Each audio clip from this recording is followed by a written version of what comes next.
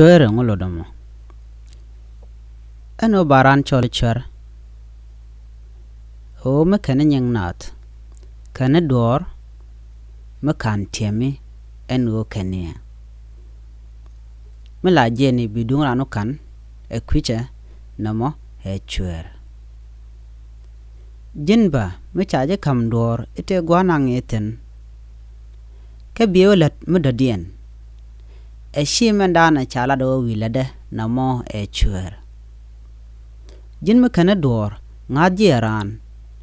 ke bijen bimen cha kame ite gwanang eten ko ngadeji bilo lat kala dodien bilo lat ko namo e chueer en man chala re bible ka eno chueer jaga ngai kon ne ka kan ngodang wel te ka ngod bakal de chalat ka kwiran man lat jeno shiran dia chueer ka ja o jin me wajim mamten en me jaga mo me ledemo agwande dere ne toga no jin dere yedo dere bat ajen me lar jeno chueer jaga chana sheda meling utkel jana pastor lokot jen te ka shegda ka te ka gad ka jen la jen bore lokot gwadarana cha lunjok chang ba shegda bejek cha tal ka tung kan tung to la ka tala gwa be ka kel ba ka kam choda be choda ka cham la chode la loide la tede lonkaja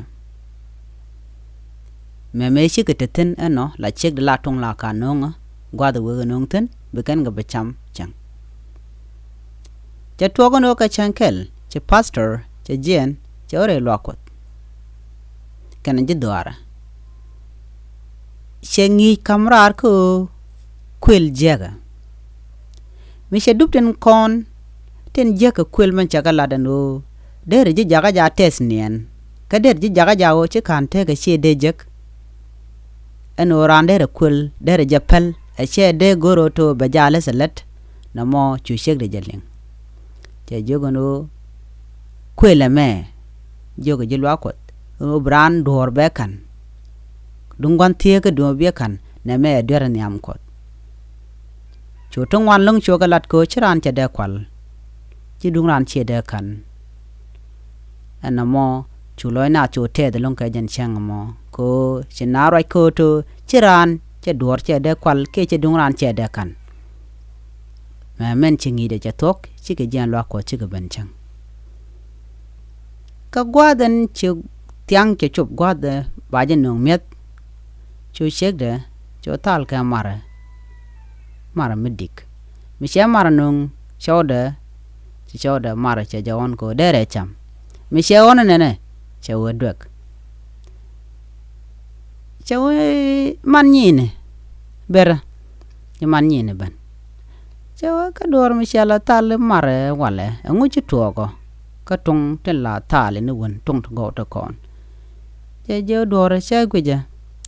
jin chi ngin mandana oto shina chicken de kwal ka tung to la ni kwal ka che shigre jo ka nyamar manine en topic dan kien ngije dan chala na je ka kwidu en chadmi na me gui kona me en o chueer e jega ngai kona e jega dungno ladje anat ka ngai kene jega la rana gwinjo to rada diene mi apel chueer jin be jine chueer gwama ku nyang nat ku gele cham ka do mi chajan la chueer jega chet ka man chala re bible ka jaga je ko bites nien ka jaga je ko chi kante ga shebe jeg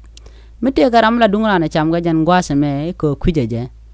gore jin brodo woten ko ne merun baare ka je doaro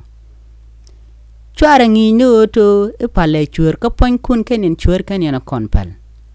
gore je to biaro woch re jengten kon la dien ka michi kem no kweno ko so e dungdu ka blan roide ka tokde goro jin bi lode right ko da na lade bi yikep ka toka bi la na ka tok ke jan dobe me barada dien bitek de bi kan ka jin ba bitek de bi kan